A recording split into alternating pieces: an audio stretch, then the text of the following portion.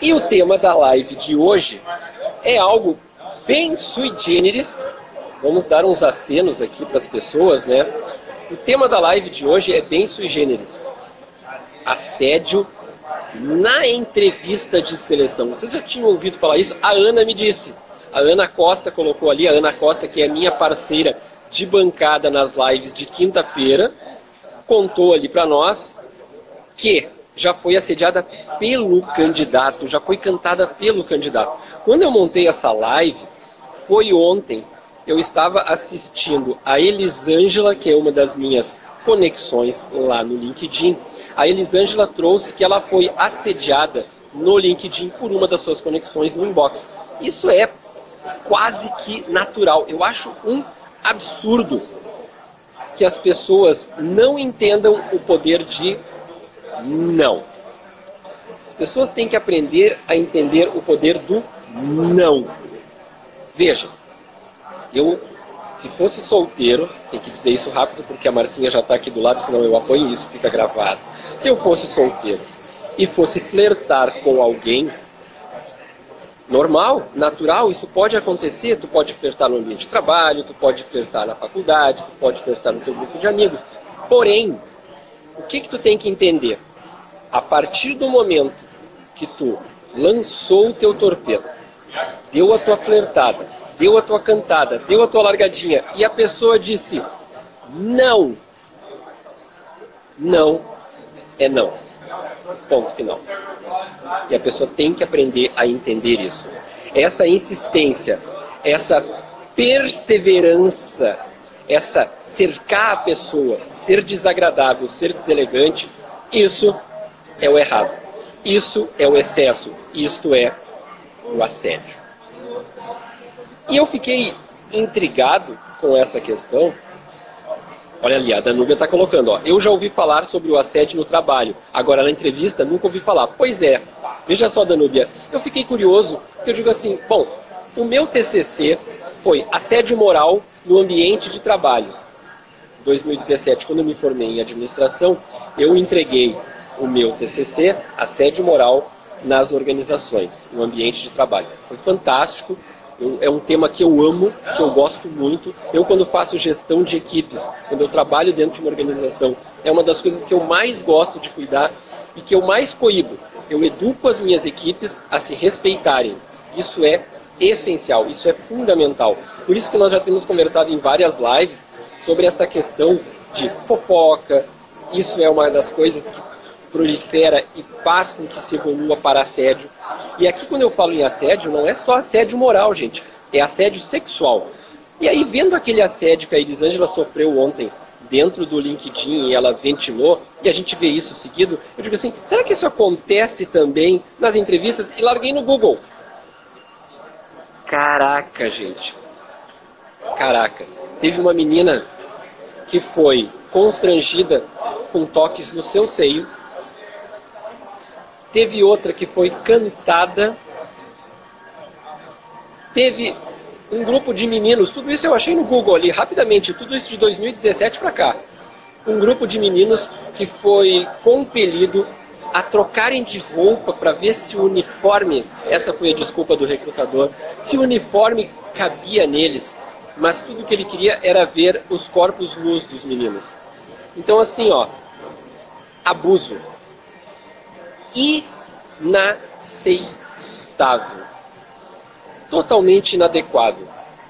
E uma das coisas que eu sempre trago é, sim, valores das relações, valores de comportamento.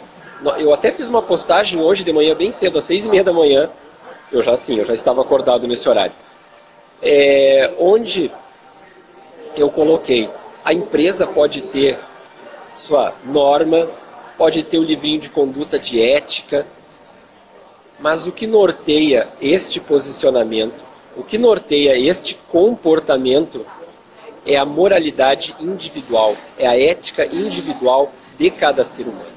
Como é que nós imaginamos querer viver em sociedade quando nós não conseguimos nos respeitar? Por exemplo, a Ana é uma menina super simpática, é uma menina muito bonita, posso dar uma cantada nela, mas se ela me disser, não, que eu tenho que fazer? Ficar na minha. Ah, tá, obrigado. Não, beleza.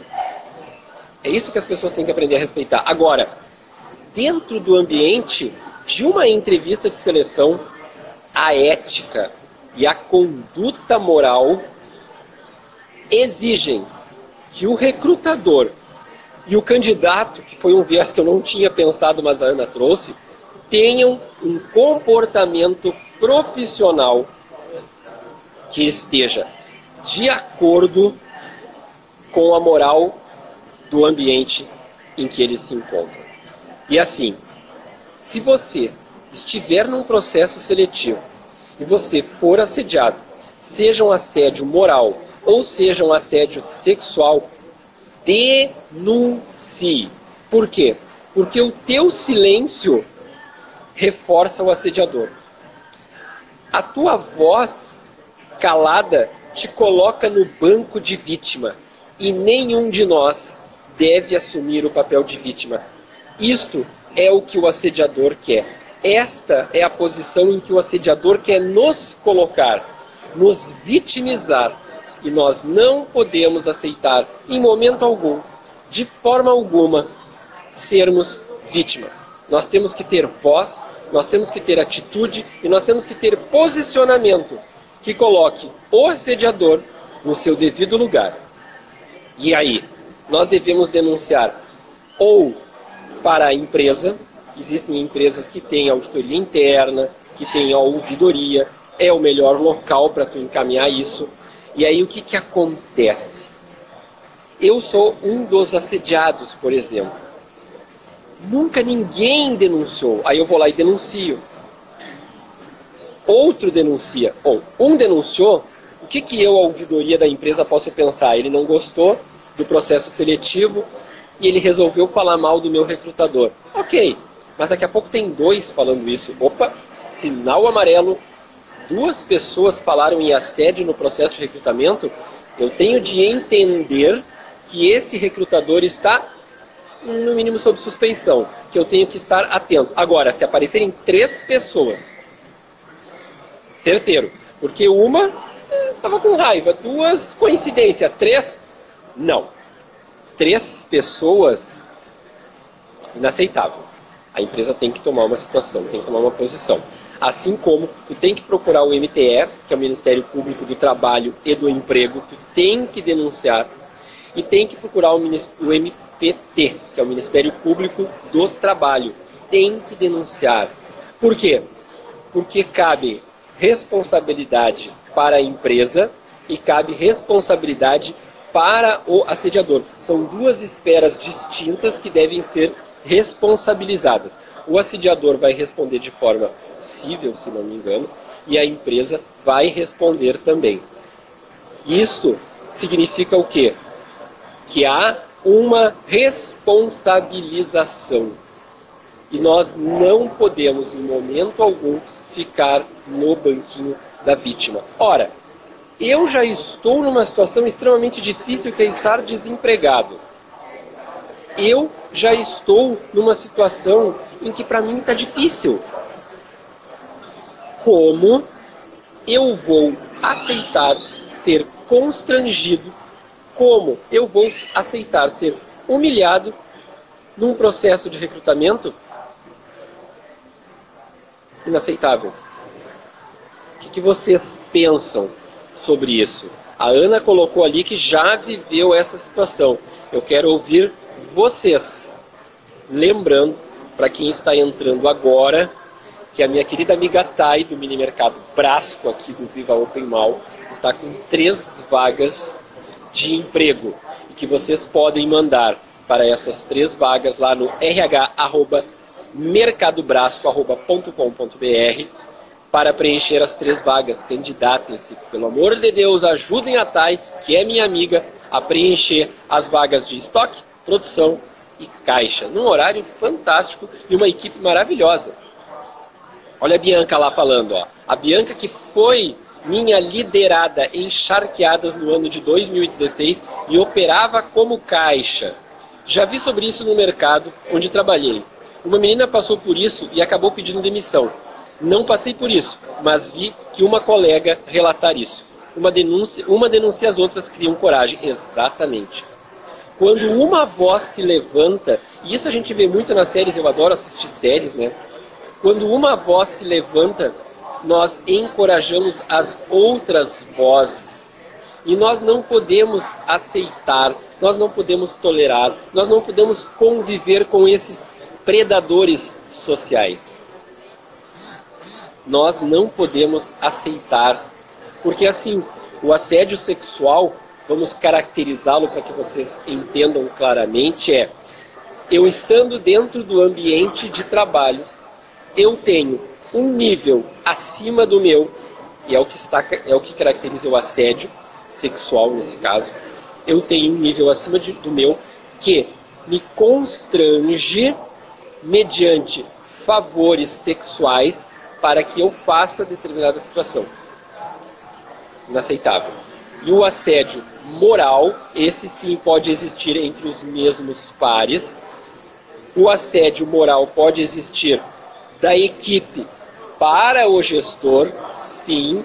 Quando a equipe boicota o gestor, quando a equipe sabota o gestor, quando a equipe inventa situações sobre o gestor, quando a equipe denigre nos corredores a imagem do gestor, quando a equipe insufla situações negativas contra o gestor, está havendo assédio moral ascendente, que é quando a equipe faz o assédio com o seu gestor.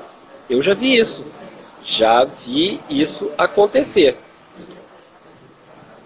O gestor isolado, o gestor simplesmente uma figura com um crachá dentro da organização, sem nenhum poder de comando, sem voz, sem ação e ainda tirado para palhaço. Atendi o meu mentorado, conseguimos fazer uma trajetória segura. Hoje ele está melhor emocionalmente, está noutra organização e está bem. Por quê? Assédio moral é corresponsabilidade da organização. No ambiente saudável é responsabilidade da organização. E é uma questão de cultura. Sim, a Danúbia dizendo ali, ia ser retirada da sala na mesma hora. Perfeito. Levanta-te e anda. Acabou. Obrigado. Nós não devemos nos sujeitar a isso. E assim, é um ambiente que está ligado diretamente à cultura organizacional. Uma empresa com uma cultura sadia, isto não acontece. Começa lá no processo de recrutamento. O RH, ele consegue filtrar, ele consegue identificar, ele consegue ver as pessoas que têm essa tendência. E mesmo que nós, RH, acabemos por recrutar de uma forma ou de outra, erroneamente, uma pessoa com essa tendência, se nós temos uma cultura organizacional sadia, forte, onde todos os membros da organização sabem qual é o seu papel, tem a conduta moral da organização, tem o reforço positivo da conduta moral individual, naturalmente, um elemento que destoe desta conduta moral elevada, desse padrão ético, ele será naturalmente excluído do convívio do grupo. Por quê? Porque ele não será acolhido, a sua voz não terá eco dentro dos membros da organização. E é muito importante que nós, enquanto fazendo parte de uma equipe, tenhamos esse padrão moral, essa conduta ética, de forma a não sermos os propagadores da desconstrução moral do nosso ambiente de trabalho. Não sejamos nós os apoiadores dos sediadores. Não sejamos nós os assediadores. Porque a gente fala de assédio, mas será que em algum momento, com uma piada, com uma brincadeira de mau gosto, nós não exercemos o papel de assediador? Sim, mesmo que de forma infantil. Por quê? Quando eu cito essa questão da forma infantil, eu nos remeto lá para o tempo de escola. Lembra aquelas piadinhas, aquelas brincadeirinhas, aquele negócio de jogar o papelzinho, ui, joga o papel na cabeça do outro, ou borrachinha na cabeça das gurias, ou então assim, pegar o cabelo da menina da frente, que é maiorzinha, e brincar de cavalinho? Ah, vocês nunca viram isso? Pois é, tempo de escola o bullying corria solto. Na escola a gente chama de bullying. Dentro da organização nós chamamos de assédio moral. Olha só, a Danúbia falando que já sofreu assédio moral dentro da organização de um supervisor. Lamentável. Doído isso. Horrível. Nós devemos nos posicionar. Dentro da organização, o primeiro passo é tentar resolver internamente. Nós temos que nos posicionar com o assediador e colocar a cerquinha. Não. Não pode. Se avançar, posicionar o supervisor imediato, posicionar o RH. São os caminhos dentro da organização. Nós não encontramos eco ali, temos que ir no Ministério Público do Trabalho e do Emprego e temos que ir no Ministério do Trabalho. Temos que fazer as denúncias. Não podemos nos calar. E se nós nos sentirmos emocionalmente abalados, mister se faz que nós busquemos apoio psicológico especializado para nos reforçar emocionalmente e enfrentar essas situações. Porque o que faz o assediador? Exatamente como fazem os leões na estepe com as gazelas. Eles identificam a gazela mais frágil, eles identificam a gazela que está talvez mais idosa ou com uma idade menor dentro do grupo, porque ali está a fragilidade. E quando há o estouro do rebanho, eles isolam uma. E esta que está isolada é a vítima dos leões. O assediador faz com a sua vítima a mesma coisa. Ele a constrange, ele a humilha, ele a isola do convívio. Ele pode isolá-la não lhe dando trabalho. Ele pode isolá-la colocando sentada de frente para uma parede onde não tem ninguém com quem ela possa conversar. E muitas outras atitudes que a humilhem perante o grupo, fazendo com que a pessoa que está isolada reconheça no assediador a pessoa de força, a pessoa de poder e a pessoa que pode solucionar o seu problema. Ou seja, a chantagem está estabelecida. Ou tu faz do meu jeito, ou tu vai sofrer isso. Não podemos aceitar, de forma alguma. Está cada vez mais a necessidade da mudança dos tempos, a necessidade da autoafirmação do valor do ser humano. Todos nós, seres humanos, temos valor. Todos nós, seres humanos, somos peças únicas e indissociáveis do convívio desse meio que nós habitamos. E todos nós temos uma contribuição valorosa, única e exclusiva que nenhum outro pode dar. Somente a nossa contribuição pode fazer parte desse momento. E aí, crianças, o que vocês pensam sobre isso? O que vocês acham desta situação? Como vocês repercutem isso? Vamos ver o que vocês estão dizendo aqui. Olha, a Danúbia disse, ó, por mais que eu estivesse precisando, eu jamais iria aceitar isso. Concordo plenamente. Concordo plenamente.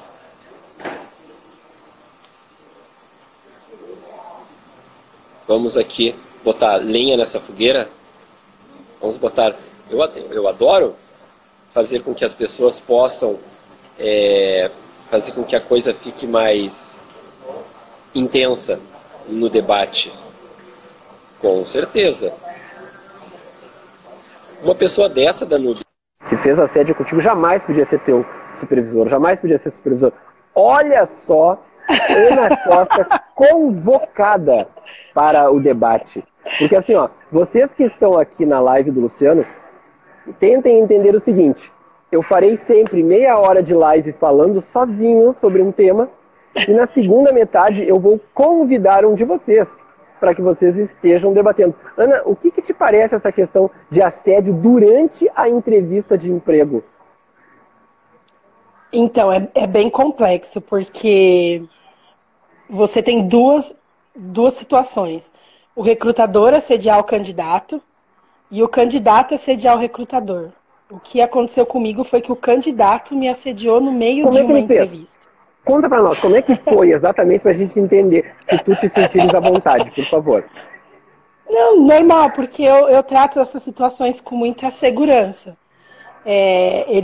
Eu perguntei para ele se ele tinha mais alguma pergunta para fazer, final de entrevista. E aí ele perguntou como que ele conseguiria meu telefone. Aí eu falei, não entendi. Aí ele falou assim, não é, eu queria saber qual é o seu telefone. Eu falei, olha, o RH, se você for o candidato escolhido, ele vai fazer o contato com você, e era um cargo um pouco acima, já não era mais a base. Eu falei, o meu próprio RH vai fazer o contato com você e te dar o retorno, feedback, agendando exames, qualquer coisa. Não, mas eu queria continuar fazendo contato com você. E eu, nessas horas, eu não tenho muita papas na língua. Aí eu falei, olha, me cantar, me elogiar não vai fazer de você o melhor candidato. Muito pelo contrário, né? Não é esse posicionamento que nós queremos. Então, se alguém tiver que fazer um contato, vai ser alguém da minha equipe, e encerrei e saí da sala. Já aconteceu também com alguém da minha equipe estar em processo de seleção e abrir a porta da sala de entrevistas e me chamar. Você pode acompanhar a entrevista comigo? Na hora eu identifiquei que estava rolando alguma coisa, porque é um hábito meu orientar. Se não se sentiu confortável, me chama. É uma questão de segurança. Ela fez mais uma pergunta. Eu falei, olha, então deixa que eu continuo o processo. Pedi para ela sair da sala e aí eu continuei. O candidato sentiu que tinha algo errado e no final ele só agradeceu. Então, acho que o fato da gente se impor também, colocar limites, é que vai fazer com que a coisa não aconteça. Né? Porque se você se colocar em posição de vítima frágil, tadinha, seja homem ou seja mulher. Eu já vi mulheres assediando homens. Isso não muda.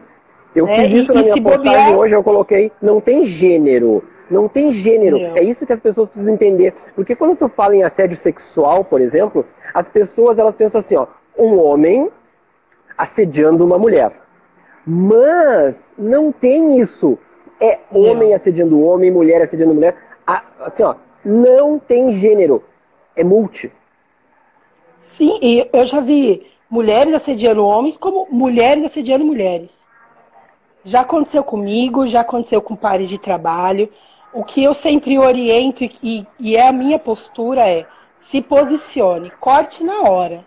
Porque se você se colocar numa posição frágil e dar risadinha, dá a oportunidade de continuar. Dele ser mais rígido, dele enfocar na situação. Então não pode. Crescer. Não pode. É aquilo que eu sempre digo assim, ó, Ana.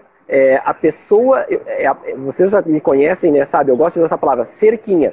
Na hora que a pessoa falou alguma coisa que te coloca em situação de desconforto, na mesma hora a pessoa tem que colocar a cerquinha, tem que posicionar. Por exemplo, nós trabalhamos junto lá no Sala de RH na quinta-feira de noite. Beleza. Sim. Não é o meu perfil, mas imaginemos hipoteticamente que eu me passe. Na mesma hora, tu te sentiu desconfortável, tu diz, Luciano, não me sinto confortável com essa tua atitude. Tem que ser. E aí todas as pessoas, eu treino as minhas equipes assim, olha só, eu sou o gestor, mas eu posso estar num dia, sei lá, nunca aconteceu, mas vai que está um dia, né? Tu tem que me dizer, tu tem que te posicionar, tu tem que colocar aqui, ó, esse tom, essa palavra, esse jeito, eu não me sinto confortável. Para que isso crie o diálogo, para que haja, então, aqui é o limite.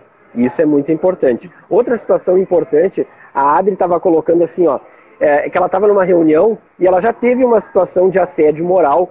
E aí nós temos que qualificar assim, ó, o assédio moral não é uma crise de têmpera.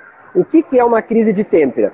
Sou o gestor e aí eu fico enlouquecido um belo dia e mando a equipe, poxa vida, né? Não, isso é uma crise de têmpera. Outra vez uma crise de têmpera. Estou indignado com o meu subgerente e mando ele passear. Fico brabo, me descomponho. Não é. Assédio moral é uma ação persistente e continuada sobre uma pessoa ou a equipe. Então, tem que ser uma ação persistente e continuada. Se nós não conseguimos caracterizar que seja persistente e continuado, inexiste o assédio moral. Outra situação, para que exista assédio moral dentro do ambiente de trabalho, nós temos que ter 3 elementos. Inclusive, eu vou disponibilizar hoje de tarde, lá no meu LinkedIn, o meu TCC, para que as pessoas possam ler. Eu acho que vai ser de uma grande ajuda e esclarecedor sobre esse tema. 3 pilares são fundamentais para que exista assédio moral dentro do ambiente de trabalho. Primeiro, eu tenho que ter a relação de trabalho. Sem a relação de trabalho eu tenho o assédio moral, mas não o assédio moral no ambiente de trabalho. Porque tem o assédio moral no ambiente doméstico. Quantas mulheres sofrem assédio moral do seu esposo? Ou quantos homens sofrem assédio moral das suas esposas, que são malévolas e patrolam o coitado que é fraco? Existe. Né? Existem. E também gênero, né? Interessa. Então, para que haja assédio moral no ambiente de trabalho, eu tenho que ter a relação de trabalho. Básico. Depois, eu tenho que ter a figura do assediador. Isso tem que estar configurado o assediador. E terceiro, eu tenho de ter configurado a vítima, aquela pessoa que sofre a ação repetida e contumaz do assediador. Esses 3 pilares criam o vínculo. E aí vocês vão dizer assim, tá, Luciano, mas como é que eu vou comprovar? Bom, tu tem que amealhar os e-mails. Se tu puder juntar os e-mails que comprovem a forma de expressão, as atividades que a pessoa está te compelindo a fazer, ou está te retirando o poder. É outra coisa também. Muitas vezes a pessoa está ali, tu é responsável por ABC coisas. E aí a pessoa faz o quê? Ela vai lá e te tira as tuas responsabilidades. Tu é simplesmente uma figura dentro da empresa, não tem mais poder de mando, não é mais ouvido, não tem mais responsabilidades. Isto também configura assédio moral. Tá? E é uma prática comum. E é uma prática comum. Então, assim, tu comum. vai coibindo a pessoa até para que ela peça demissão. Inacreditável. Para que a pessoa peça demissão. Insustentável a presença, né? Exatamente. Ou então, assim, outra coisa. Tu entra, cumprimenta todo mundo, não cumprimenta aquele elemento. Tu entra de novo no outro dia, ou então tu sai pro teu almoço, tu dá tchau para todo mundo, não dá tchau para aquele elemento. Isto configura assédio moral também. Outra, assédio moral colateral entre os pares, todo mundo se falando e tu não fala com o fulano. Contumaz, repetidamente, criando isolamento, configura assédio moral dos pares para com o seu. E isto a liderança tem que identificar e tem que agir imediatamente para corrigir. Senão a liderança é conivente com a situação. E falo mais, não é só com a pessoa, tem que reunir não só a pessoa que está isolando o colega de trabalho, mas o todo. Que ele acaba exercendo uma influência no restante da equipe, que deixa aquele colaborador isolado, e aquele colaborador que ficou isolado, ele também vai se isolando mais ainda, fazendo com que a situação cresça. Então o gestor não vai ter que atuar somente em quem está assediando, mas no todo, para que aquela prática se elimine no momento, imediatamente, com todo mundo. E Luciano... Pode falar. Né? Não, pode falar. Sabe que eu gosto sempre de trazer os cases, porque eu acredito que os cases, eles posicionam de uma forma bem clara. Então, assim, num determinado momento eu assumi a gestão de uma organização. Eu sempre trabalhei no varejo, e o varejo eu sempre digo assim, ó, ele exige muita paciência, ele exige muita flexibilidade, ele exige muita tolerância, porque tu lida com o público, tu lida com as equipes, e lidar com a equipe de vendas é desafiador. E aí eu cheguei nessa equipe, e a equipe tinha esse veneninho de falar mal de um, de fofocar de outro. E eu observei assim, ó, os valores estão distorcidos. O que eu fiz? Marquei uma reunião geral com a equipe e disse assim para eles: hoje nós vamos construir os valores da nossa equipe. E aí distribuí uma listinha para cada um dos 10 com 50 valores. E aí desenhei naquele meu, eu adoro meu flip chart, bem bonito, uma árvore com raízes, e fiz uma árvore e fiz umas 5 maçãs.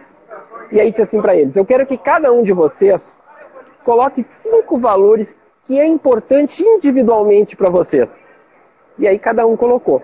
E aí eu peguei o meu flip chart, em outra folha, e coloquei ali todos os valores, e aí nós fomos marcando os valores que iam se repetindo.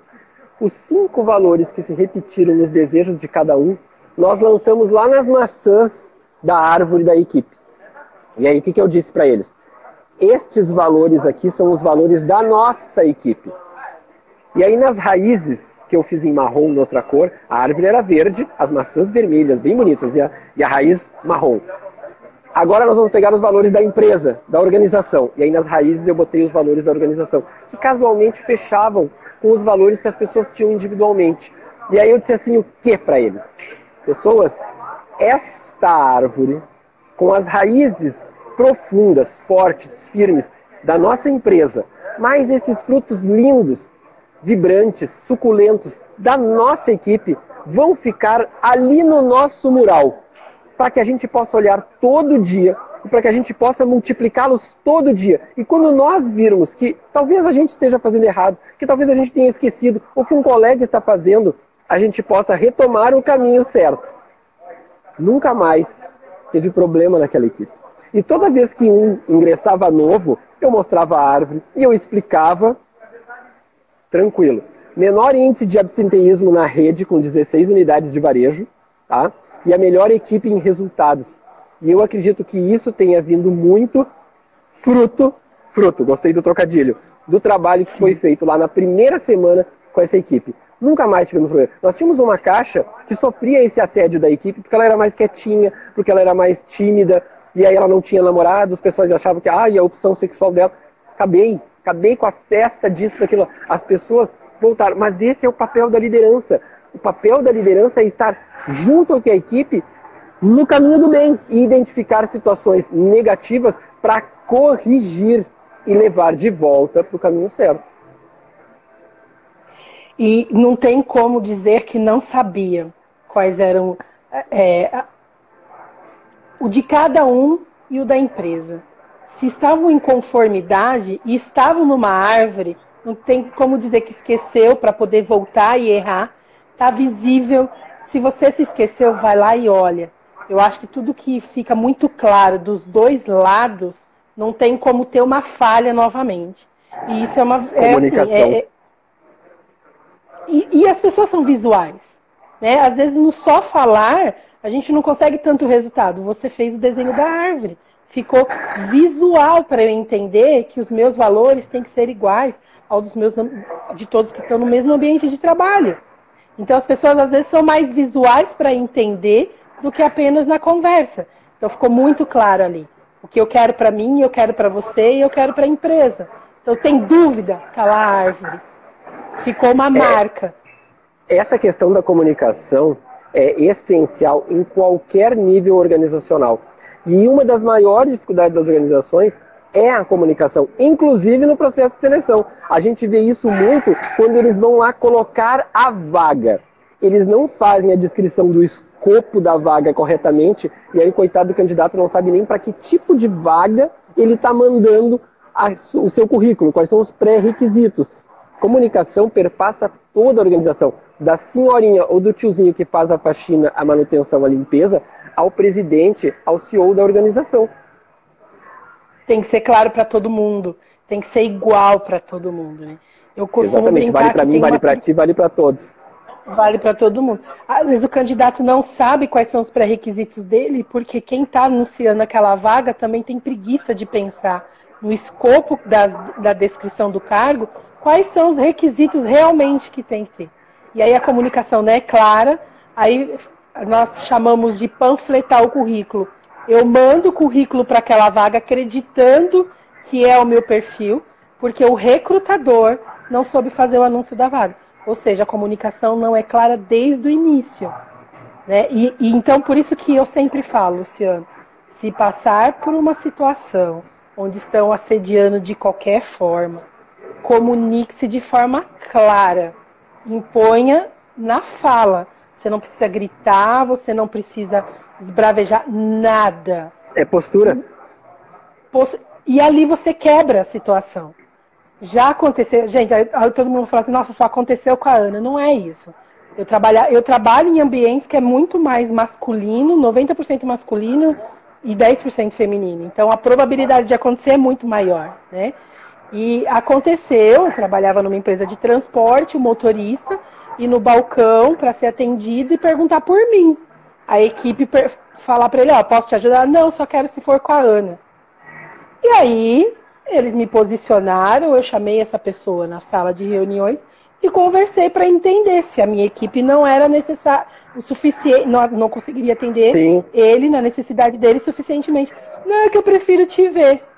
Aí, categoricamente, com muita educação, eu falei, olha, a minha posição aqui é para ajudar quando ninguém mais consegue te ajudar. Eu tenho uma equipe para isso. E eu estou aqui a trabalho. Então, eu espero que você me respeite para que a gente te respeite também. Nunca mais eu tive problema. Elegantérrima, mas bem clara com a informação que ele precisava receber. Bem clean, bem tranquila. E aí tu desconstrói a pessoa, né? Ela fica, pisei na bola. Tu não precisa gritar, tu não precisa ter um chilique, não precisa chorar, porque às vezes a pessoa reage de uma forma negativa, né? Tu simplesmente posiciona. Fulano, blá, blá, blá, blá, blá, uísque sachê, ok? Ok, estamos entendidos? Beleza, vida que segue. E eles mesmos multiplicam a informação. As pessoas ficam constrangidas assim com a gente, mas depois achar graça entre os outros, porque mulheres falam de homens e homens falam de mulheres. Não tem como as pessoas gostam de falar, é porque isso é inerente ao ser humano. Não tem como tu evitar. As pessoas sempre vão falar. E o teu maior desafio como gestor é conseguir fazer com que elas falem de forma produtiva. Porque para falar de forma desconstrutiva, já está ali, a barbadinha, a língua já está solta. O desafio é educar as pessoas a falar construtivamente. Como nós podemos construir melhor o nosso processo de trabalho, como nós podemos afinar o nosso relacionamento, como nós podemos ter maiores ganhos. Este é o desafio. Porque tendencionalmente, vou dar um exemplo aqui bem capcioso, mas tendencionalmente nós vivemos um ambiente de Big Brother, onde espiar o que o outro está fazendo e malhar o que o outro está fazendo de errado dá mais ibope do que ver o outro sofrendo uma dificuldade e ir lá ajudar. Incrível. O ser humano gosta de ver sofrimento, né? Em vez de ajudar. Ele gosta de assistir. Nossa! Deu barraco lá no escritório. Tu viu? Deu barraco no escritório. Pá. Eu acho que ele vai pra rua hoje. Mas tem uma parte boa das fofocas. Por exemplo, nesse caso, que eu coloquei o colaborador no lugar dele, ele mesmo já multiplicou. Agora, se eu tivesse gritado, esbravejado, a Ana é louca, tá lá dando show no RH.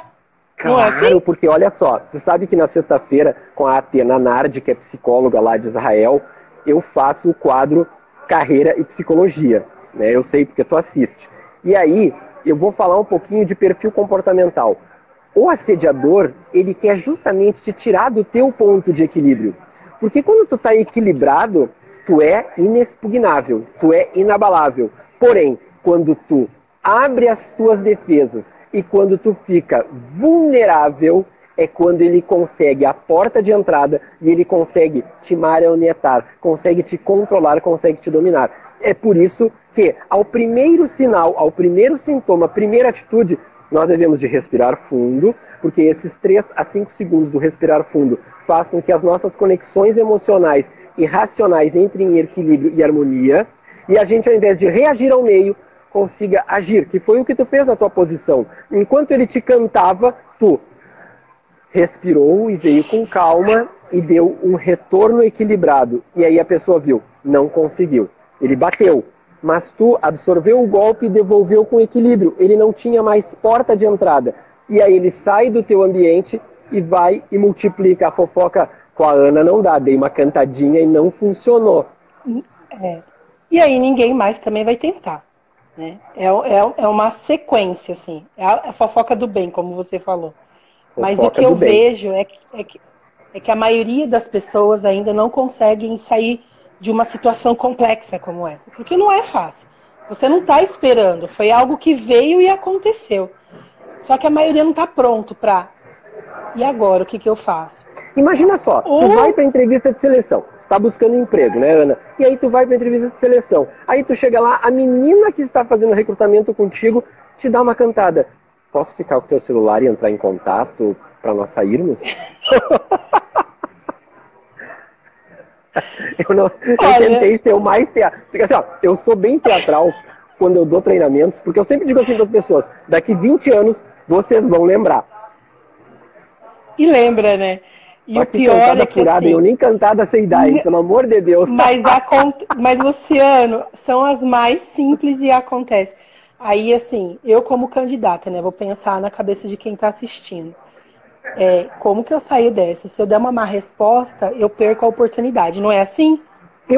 Olha só, eu tenho um exemplo para dar fantástico. Não era meu mentorado, foi um funcionário meu, acho que há uns 10 anos, uma menina. E ela chegou assim pra mim, ó, Luciano, eu fiz a entrevista de seleção em outra empresa, eu vim trabalhar aqui por causa disso, daquilo, eu não fui na outra. Diz que o cara disse o seguinte pra ela, vamos pro motel? Bem assim. E aí ela ficou sem jeito, ela disse assim, como é que é? Não. Aí eu disse assim, não, isso era só um teste. Porque se tu dissesse sim, tu já tinha rodado. Negativo, não era um teste. A guriazinha era uma menininha até muito bonita. E eu digo assim, ó, se ela tivesse dito sim, o cara tinha arrastado ela para um motel. Inaceitável, inacreditável. Como é que pode um troço desses? Aí o cara usa desculpa, era só um teste para te ver como é que tu ia responder. Não, foi o jeito que a aluna já falou, como assim? Já deu a imposição dela, já quebrou ele no meio. Ele tinha que sair de alguma forma, né? É óbvio que ela não vai mais concorrer a essa vaga, e que bom que ela não vai mais concorrer a essa vaga. E deva pensar o seguinte, se a organização tem um elemento desse dentro do seu corpo de trabalhadores, nós podemos imaginar então que eu vou fazer a leitura assim, errado ou certo, me deu o direito de pensar assim, o que o resto da organização não faz? Como é que eu vou trabalhar dentro desse ambiente extremamente selvagem e agressivo? O que eu vou enfrentar pela frente, né? Literalmente, se um faz, vai saber se o chefe dele também não faz. Às vezes ele é um supervisor, vai saber se o gerente não é da mesma forma. Porque é uma cadeia, a gente é reflexo do nosso líder. Sim, né? A gente tem equipe é reflexo do líder. Exatamente. Então, se o meu gestor tem essa atitude, qual é a atitude que eu vou achar normal no meu ambiente de trabalho? Eu trabalhei numa organização, eu tenho histórias mil para contar disso. Eu trabalhei numa organização em que o supervisor pegava todas as gerentes das unidades. Numa das unidades, inclusive, ele era o supervisor, né? Ele desligava as câmeras para poder pegar a gerente no banheiro da organização. E todos os colaboradores sabiam. Gente, que absurdo! Ou seja, ela também não se respeitou. E né? Aí ele tentou pegar a sub. Assim... Aí a sub disse o seguinte para ele: o que a fulana te dá, eu não posso te dar. Pronto. Ele nunca promoveu a guria a gerente. Ele já trocou de gerente lá 3 vezes. A sub continuou trabalhando lá. Ele nunca promoveu a guria a gerente. Por que será? E ela não denunciou? Sim, porém a cultura da organização é conivente, sabe e vista grossa. Ele deve dar resultado, como eu já ouvi, sim, né? Ah, não, mas ele é o meu colaborador, ele dá resultado. Ana, a tua experiência falou mais alto. Exatamente isso. A empresa tolera o perfil comportamental dele porque os entregáveis financeiros dele são altíssimos. Mas aí eu digo o seguinte, a organização é podre, a organização é inaceitável, porque ela é tão responsável quanto ele por esse perfil inaceitável, distorcido e errado. Nós não podemos aceitar dentro das nossas organizações pessoas com esse comportamento vil. Nós temos que ter pessoas de caráter e de ética nas nossas organizações. E nós devemos de fazer o nosso perfil comportamental ser de caráter ético e moral elevada. Isso não é pregar moral de cuecas, isso não é ser moralista, isso é ser correto. Porque nós devemos nos dar o respeito para que nós tenhamos o respeito dos outros. Exatamente. Se eu for conivente com isso, deixar que isso aconteça comigo e eu não faça nada, ninguém vai me respeitar. O respeito começa por si só. Eu tenho que me respeitar para ser respeitado. Essa gerente, ela não se respeitava. A subgerente se respeitou. E aí ela não teve valor porque os valores da empresa estão distorcidos. Não o dela. E ela não precisa se sentir assim. Porque às vezes a pessoa fala assim, tá, mas eu devo estar fazendo algo errado. Eu já parei para pensar, quando eu levei alguma cantada, se eu estava com a minha postura errada. E a gente tem que fazer uma autoavaliação. Se não deu brecha, se não deu margem. Mas quando você se sente ofendido, você fala, não, eu não estou dando brecha, não estou dando margem para chegar nesse ponto. Mas o respeito tem que começar por nós. Tem pessoas que não pensam assim, mas nós temos que pensar assim. Por hoje era só. Façam aquela fotinho top que vocês gostam de fazer. Eu amo a minha audiência. Eu amo cada um de vocês. E o que vocês precisarem de mim, vocês podem me procurar nas redes sociais. Vocês podem buscar o Luciano Steffen, que eu ajudo vocês. Amanhã à noite, às 21 horas, lá no YouTube, nós vamos receber a Geisa Luz. Somos todos raros. Beijão!